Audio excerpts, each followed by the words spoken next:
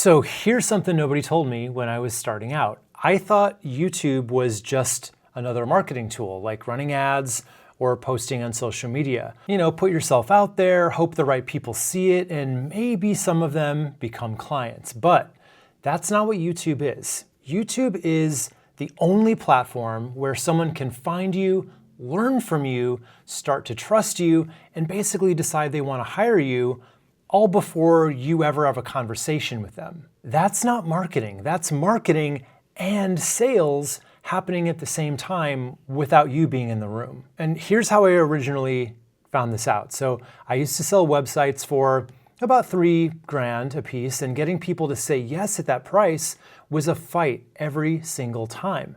Constant price objections, saying things like, oh, I thought it would be more like $300, you know, a lot of that kind of thing. But after I started making YouTube videos, not even fancy ones, just me sharing what I knew about websites and strategy, the power dynamic flipped upside down. You know, people started coming to me already knowing about what I charge, already trusting my expertise, already wanting to work with me specifically. So I started charging upwards of $10,000 for the same kind of work. My close rates hit 80% all of a sudden. And it wasn't because I got better at selling.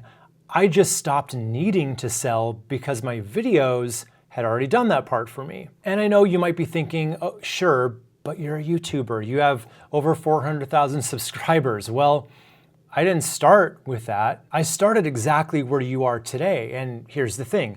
Some of the most impressive results I've seen have come from channels that you'd barely notice. You know, one of my students, Dean, he's a realtor with just over 1,000 subscribers, and his videos get about 100 to 200 views each. These aren't exactly viral, right? But those views are from the exact right people, and he's getting 2 to 3 solid leads every single week. He even just landed his first $10 million client because they found him on YouTube. And another student of mine, David, he teaches local SEO to dentists on his channel. It's pretty niche, right?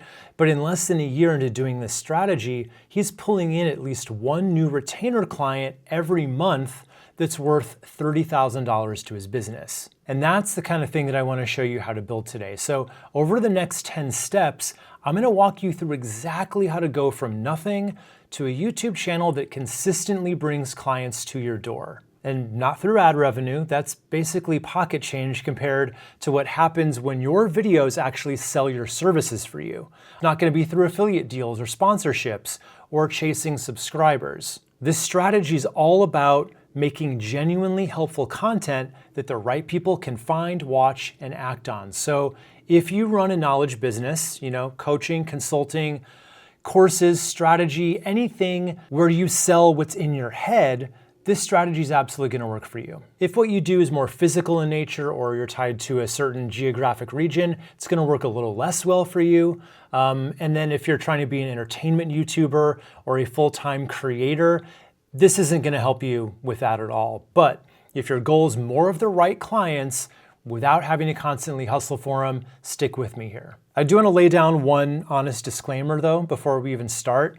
This strategy I'm going to share with you, it takes real work and real commitment. It's not a shortcut, but those guys I just mentioned will tell you it was 100% worth it. And I'm going to show you how to make it fit into your life without, you know, YouTube taking over everything. So let's get into it. Okay, so step one is to understand how YouTube actually gets you clients. Now, before we get into anything tactical, before topics or thumbnails or scripts, any of that stuff, you need to understand why this even works in the first place. Not in a vague way, you know, the actual client generation mechanism at play here, because once this part clicks, the rest of the system just makes a lot more sense. So here's what YouTube does that no other platform can. So we start with someone who has a problem. You know, maybe their back hurts or their business isn't getting leads or they need help with their taxes. So they go to YouTube and they type it in. Then your video shows up. They watch it. You deliver some great advice.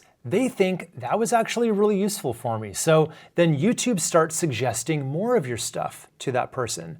They click on another one, then another, and now something's happening in their head that changes everything for your business. Because the thing is, buying a service is just fundamentally different from buying a product. You know, a product is just a thing that they know they can probably return if they don't like it. And they can usually just see thousands of reviews that reassure them that it's going to be good. But when someone's hiring you, that's pretty intangible. They can't really try you before they buy. So they've just got to trust that you know what you're doing. And that risk feels really big for most people. So the only thing that gets them over that hump is the trust. And nothing, and I mean nothing, builds trust faster than watching someone solve their exact problem that they already have on camera, video after video. Each one they watch just chips away at their doubt. Each one adds a layer of, this person really knows their stuff. So it's like a relationship forming through the screen, except you only had to make the video once, and it keeps doing this for you every single day with different people. And here's what can change in your business. By the time these people reach out to you, the hard part's already done. They're not skeptical anymore. They're not price shopping anymore. They show up to the conversation already trusting you, already wanting to say yes. So the sales call just becomes a completely different experience where you're the one in charge. That's exactly what happened for me, and it's what happened for all of these businesses too. And it's not because any of us are incredible on camera, it's because this mechanism, someone finding you, binging your content, showing up pre-sold, that just works every time at any channel size. But none of it's gonna work if you're focused on the wrong things. And this is where I see people go sideways a lot. So they get obsessed with subscriber counts and they think they need to go viral. They start trying to make entertaining content because that's what all the YouTube advice tells them to do. And that just doesn't work because the game we're playing as knowledge businesses is completely different from that. We're just trying to make videos that are so genuinely helpful to a specific group of people that those people trust us, binge us, and hire us. That's it. That's the entire game. Now, the biggest factor that determines whether this works or not is something that most people just get completely wrong before they ever hit record.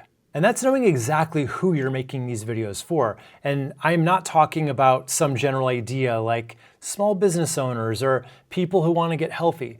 I'm really talking about getting specific enough that when your ideal client watches one of your videos, they feel like you made it just for them, like you've been reading their mind all along. That's the level that we're going for here. So let me give you an example. So let's say you're a divorce attorney. You could say, my audience is people going through a divorce. Okay, technically, but that doesn't help you make videos that are really gonna hit. So when you dig deeper than that, you might realize your best clients are parents, in their late 30s or 40s, whose biggest fear isn't the divorce itself, it's losing time with their kids. They're stressed, they're scared, they can't sleep, and they don't understand how custody works. Now, that is someone you can talk to in a video. You can make content that speaks directly to that fear, that confusion, their specific situation. And when that person finds your video, they don't just think, okay, helpful information.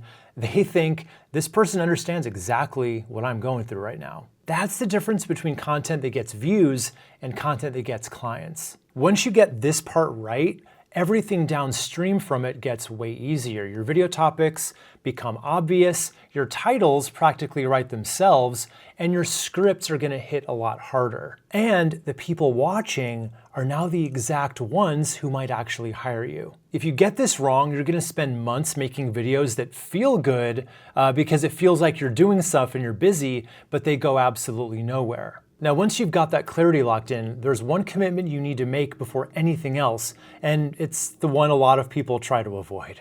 You need to be on camera. Now, I know that might not be what you wanted to hear, because I've had this conversation about 100 times with people who are like, I want to do YouTube, but I really don't want to show my face.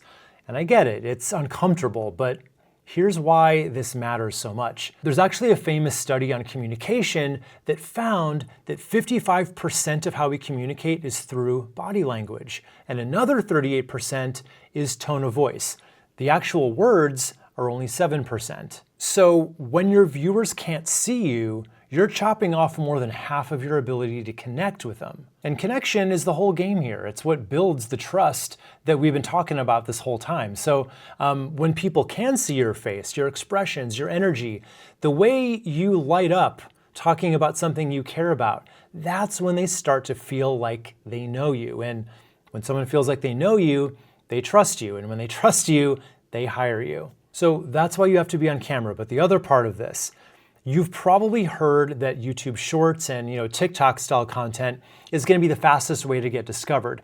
And there is some truth to that. Short form is highly discoverable and can really rack up a lot of views fast. But when someone's watching Shorts, they're really just in time-killing mode. They're swiping through, half paying attention, burning 5 minutes between meetings or waiting for the microwave to beep. They're not in that headspace of, I need to solve a serious problem right now. That mindset, the one where someone sits down to watch a 10 to 15 minute video where you walk them through something really meaningful, that's where the real trust gets built. That's where someone goes from, okay, interesting enough, to, I need to work with this person. Short form is great for a quick attention hit, but it still hasn't proven itself as a reliable path to actual clients on your calendar. Building trust just takes more than 60 seconds. So for this strategy, we're going to be going for long form. That's where the clients come from. All right, so you're committed to showing up on camera for these long form videos. Now, here's where the real leverage is, because what you talk about matters more than almost anything else, and the conventional advice on this tends to be dead wrong. When it comes to how people find videos on YouTube, there are basically two different ways. The first is search. Someone types in a question or a problem, and then YouTube shows them videos that match. The second is discoverable. This is where YouTube just recommends videos to people based on what it thinks they'll like. You show up on the homepage or in the sidebar. You didn't search for them, YouTube just served them to you. Now, if you watch any of the big YouTube gurus, most of them are going to tell you to focus on that second one. Make content for the homepage. That's where the big views are. That's where the growth is. And they're not wrong, but here's what they're not telling you. YouTube's homepage is just one big meritocracy for proven creators. When your channel's brand new, when you have zero track record, YouTube is not going to put you on anybody's homepage feed. Why would they? They already have millions of proven creators that it already knows people are going to watch. So when someone tells a brand new channel like yours to make discoverable content, they're basically saying to make videos and then just hope and pray that YouTube decides to show them to people.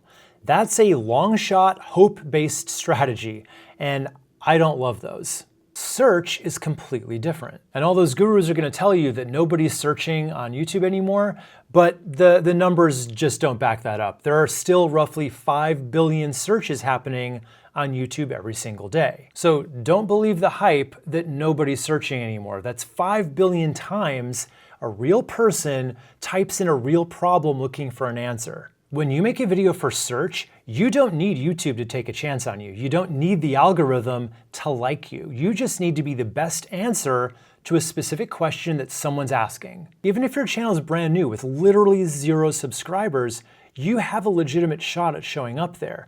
But here's what makes this even more perfect for what we're doing. When someone finds you through a search, they're the exact right person. They literally typed in the problem that you solved. So they're not casually scrolling. They have a specific need right now, and they're looking for help. Those are the people most likely to become clients. And one of my newest students, Kayla from Upwork Academy, is actually a perfect example of this. So she's only made 17 videos so far, and she's got 136 subscribers.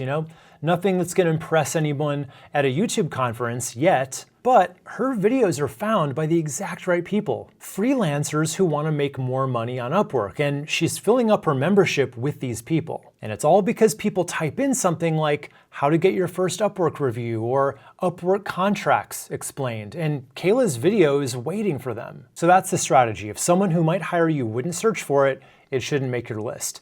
Now, there is a whole system for finding and validating these topics just to make sure you've got the right mix of content types so that you're, catching people at all the different stages of their journey. And I teach that system inside my program, and it's one of the things my students tell me saves them the most time. But the principle is simple. Just stop guessing what to make. Figure out what your people are already searching for, and then just give them the best answer you can on YouTube. So now you've got a great topic, something that your ideal client actually cares about and is searching for. That is half the battle, but it's only half. Here's where most people blow it. They write the video, they film it, edit it, and then when it's time to upload, they go, oh right, I needed a title and a thumbnail for this. And then they throw something together in 5 minutes and they wonder why no one watches it. Your topic is what your video is about. Your packaging, which is just YouTube speak for your title and your thumbnail, that's what makes someone actually click on it. You need both. A great topic with lazy packaging is a video that nobody's ever gonna see. So your packaging deserves as much thought and time as the content itself, maybe even more. Because if no one clicks, it doesn't matter how good the video is, right? Think about what happens when your video shows up in search results. It's sitting right next to 5 or 10 other videos on the same topic. The only indicators that your viewer has to go on are your title and your thumbnail and your channel name. That's all. So you have maybe 2 seconds to win that click. 2 seconds tops. So titles, say your topic is how to stage a house for sale. That's what people are typing in. And you could just use that as your title. It's accurate, but it's a little flat too. There's no pull to it. Now compare that to how to stage a house that sells in the first weekend. Same topic, same search phrase baked in, but now there's a result, there's a promise, something that makes you, lean forward. And that's the game here. You want to take the search phrase and add just enough heat to it to make it more irresistible. And thumbnails, so here's the principle there. Simple beats beautiful every time. And that's hard for me sometimes as a designer. I kind of want everything to look great, but it's really not the most important thing. What is important is things like having faces with clear emotions. That gets more clicks than almost anything else because human beings are wired from birth to look at faces and read expressions. So if someone can't understand your thumbnail at phone size in a split second, it's too complicated. Some of the highest performing thumbnails I've ever seen are kind of ugly by design standards, like I said, but they're eye-catching. They convey emotion and they make you curious about what's in the video. That's really all they need to do. Joanna Weeb has a copywriting channel and her old thumbnails were okay. They're not the worst I've ever seen, but they're also a bit flat, a bit hard to read, and a lot of them are just a little unclear in their meaning, at least to me. But look what happened here. This is just a few months ago. She pivoted her thumbnails hard. They're not only simpler, but she's also stopped just smiling at the camera in each one. Her face now feels like she has something to say that you need to hear. And the words she uses are just more intentional. And look at what happened as a result. She went from views stuck in the hundreds to the low thousands to over 150,000 views in a matter of just one video. And her views have pretty much stayed in that zone ever since. Some of them are even higher than that. That's how much packaging matters. But what you say once they hit play, that's the difference between someone ditching you in 15 seconds versus watching all the way to the end and wanting more. And this might be the highest leverage skill in the entire system. Most people think making a YouTube video means sitting down, turning on the camera, and just talking. And if you're good at improvising, you can sort of get away with that. But here's what happens almost every time.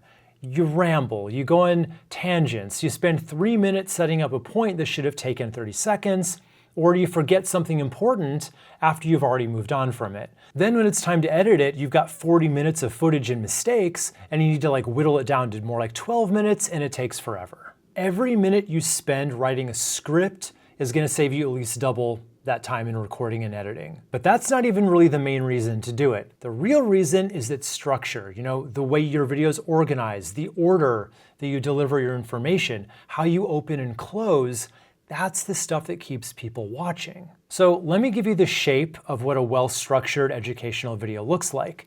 There are 5 parts and they always go in this order. The first part is the hook. Now, this is your first 5 to 20 seconds of the video, and it is make or break. If you don't grab someone immediately, they're gone. Now, this is what a typical retention graph looks like inside of the YouTube Studio for an educational video. Now, you can see right here that it's pretty normal to lose about 30 to 40% of people in that first 30 seconds. But if you can hook them right, you can actually flatten this part out a bit. Now, the mission for your hook is really just to make them feel like this specific video is going to solve their specific problem and that something is at stake if they don't stick around. So the worst thing you could do here is waste those first precious seconds on, introductions and pleasantries that nobody cares about yet. The second part is what I like to call the sneak peek. So right after your hook, you want to briefly lay out what's coming up. Here are the 3 things that we're going to cover. It sounds small, but it's based on how people actually behave.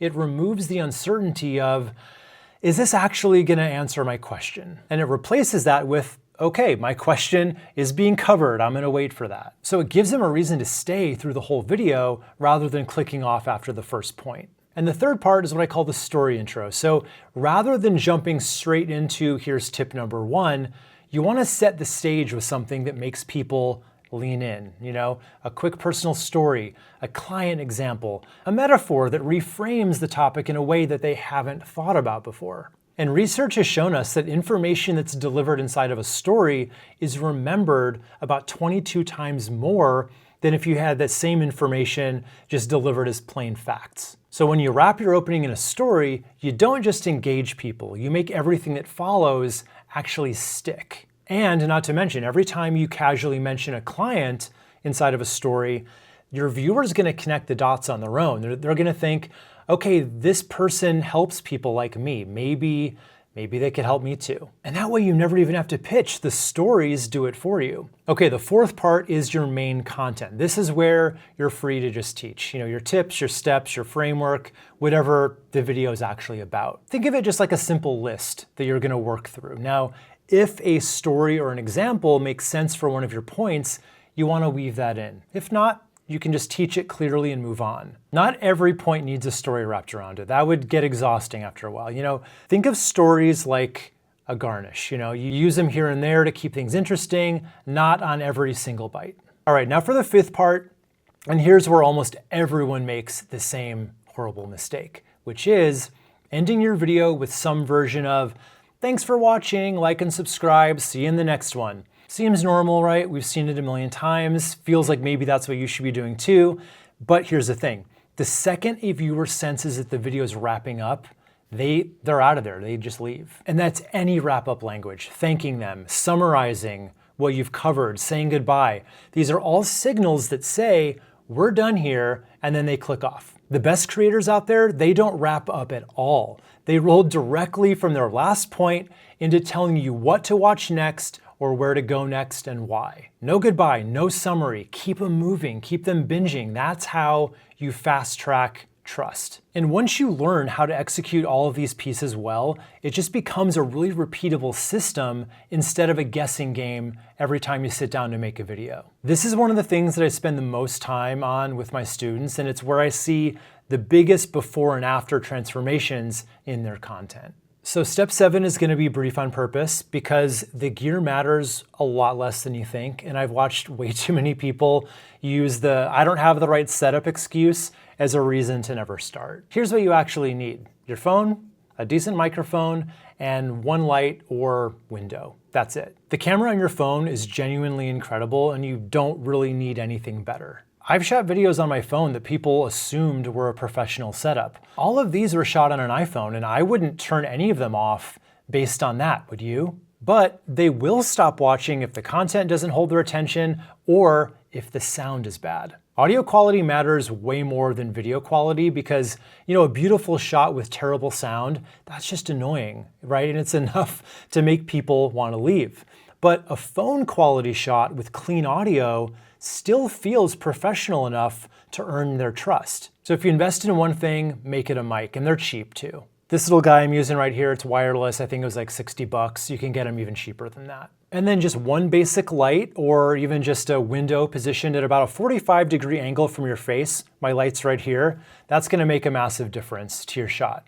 And as for your background, Your office or a clean wall, a corner of your living room, it's all 100% good enough. You do not need a professional set, I promise. It just needs to not be distracting. So the real barrier here isn't equipment, it's you. The first time you go to sit in front of the camera and hit record, you're going to feel ridiculous. I need you to know that up front. It's gonna feel strange talking to a lens. It's a weird thing to do, right? So you're gonna be a little stiff, maybe a lot stiff. You'll watch the footage back and you're probably gonna cringe at it. And listen to me here, that is completely normal, and every single person who's ever made a YouTube video has gone through the exact same thing. Only way that you're gonna get comfortable on camera is by being on camera. There's really no hack or shortcut for that, just reps. Most of my students tell me that by their third or fourth video, it already feels much more natural, and then by their 10th, they feel a lot more comfortable with it. And the biggest tip I can give you here,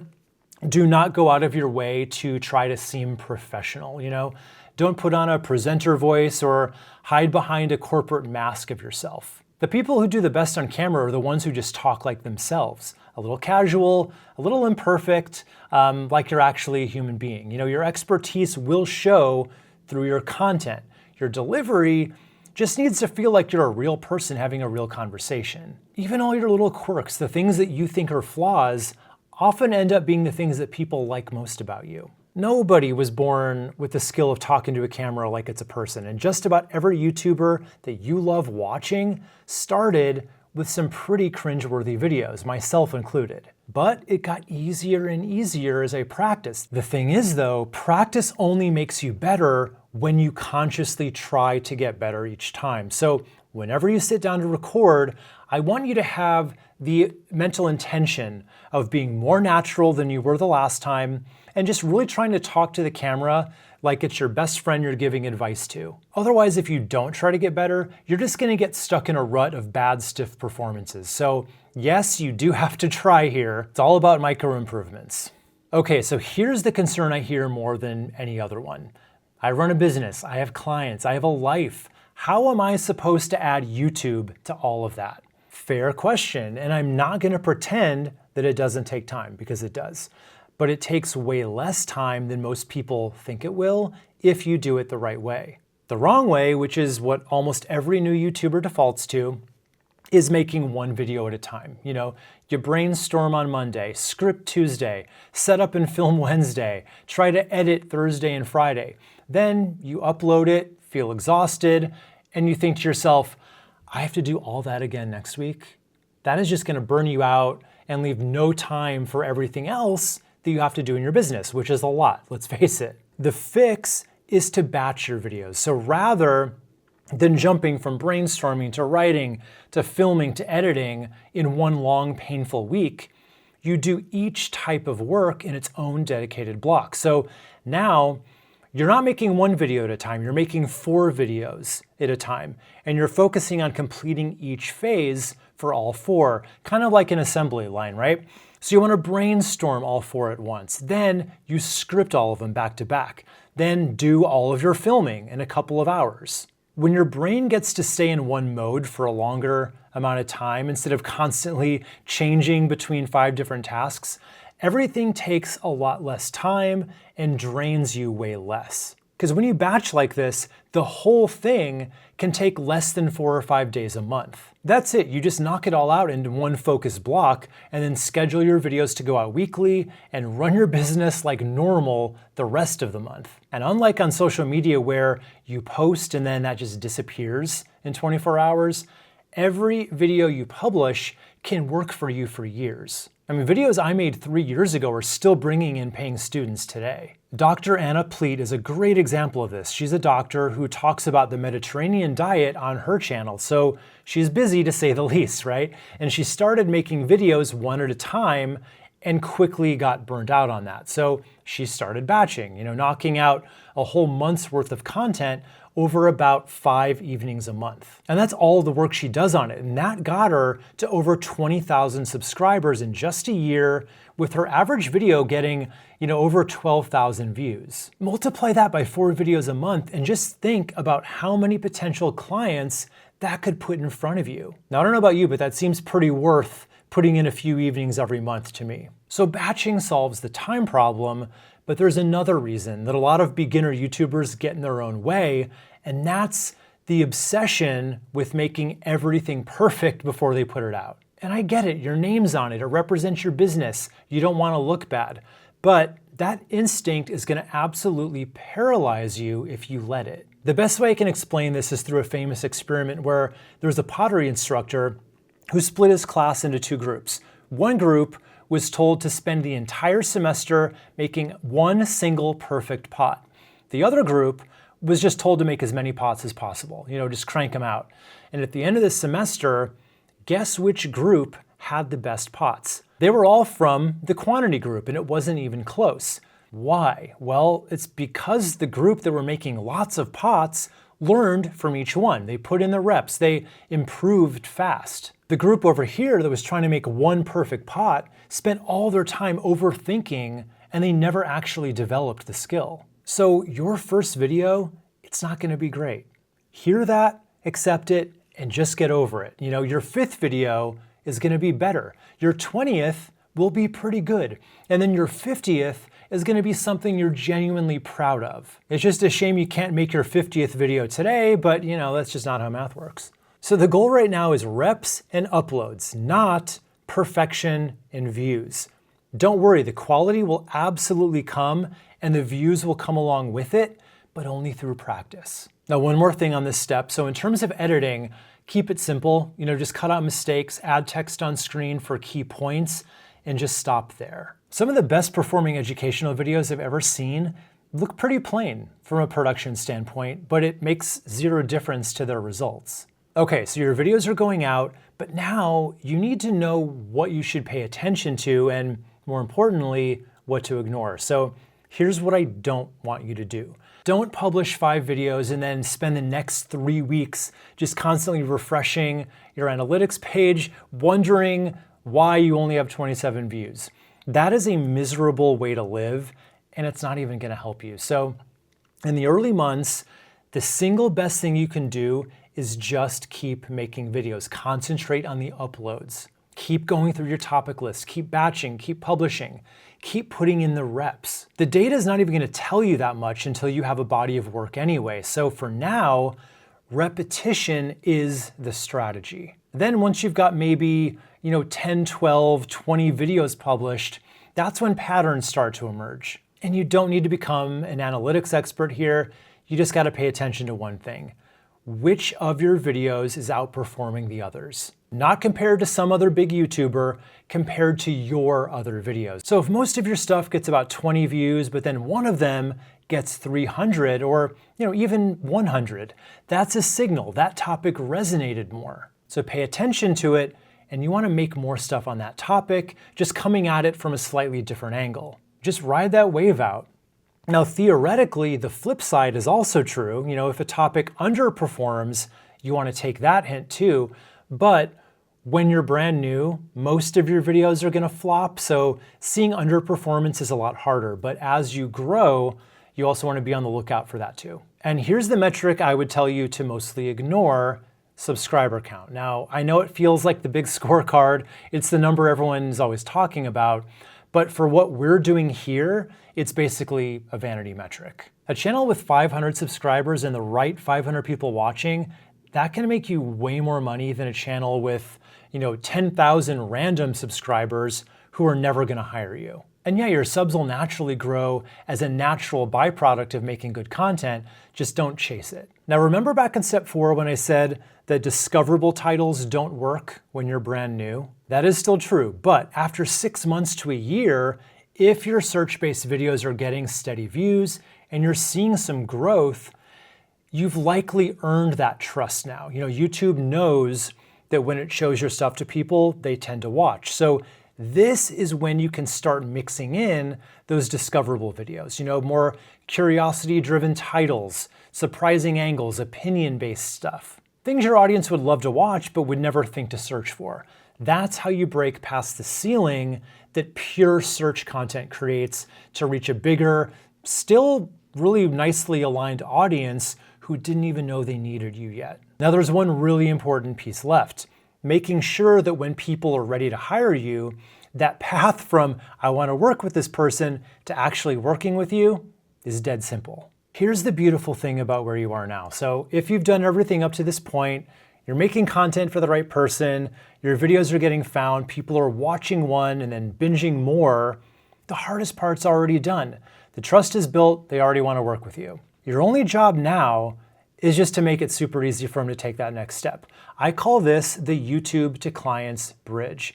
On one side is your viewer who's been watching your videos for weeks, maybe even months. They've gotten tons of value from you. They're thinking, I just want to hire this person. Then on the other side is you ready to help them. The bridge between those two things needs to be simple, obvious, and sturdy. So any confusion, any friction, any moment where they don't know what to do, and a percentage of those people are just never going to cross over.